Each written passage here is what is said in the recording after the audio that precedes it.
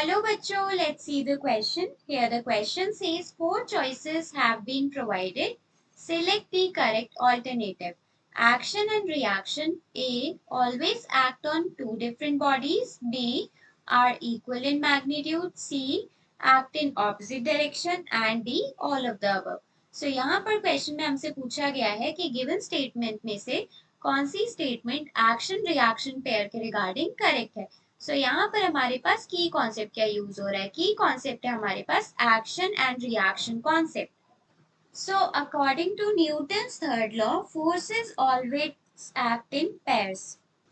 For example अगर आप किसी वॉल को पुश करते हैं, अगर आप किसी वॉल को पुश करते हैं तो आप वॉल के ऊपर पुशिंग फोर्स लगाते हैं इस डायरेक्शन में, और वॉल इस फोर्स के रिस्पॉन्स में आपके ऊपर एक फोर्स लगाता है ऑपोजिट डायरेक्शन में. किस डायरेक्शन में? ऑपोजिट डायरेक्शन में.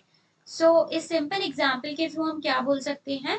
Action and reaction. इन दोनों फोर्सेस को क्या बोलते हैं? एक्शन एंड रिएक्शन है. ये जो दोनों फोर्सेस हैं ये क्या एक ही ऑब्जेक्ट के ऊपर एक्ट कर रही है, डिफरेंट ऑब्जेक्ट के ऊपर. So action and reaction forces act on different object. So A part हमारा करेक्ट है.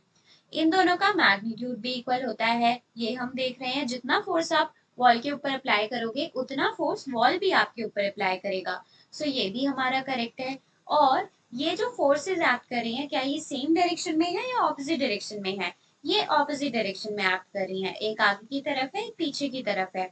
सो सी पार्ट भी हमारा करेक्ट है. So here D option that is all of the above will be correct. Hope you understood it well. Best of luck and thank you.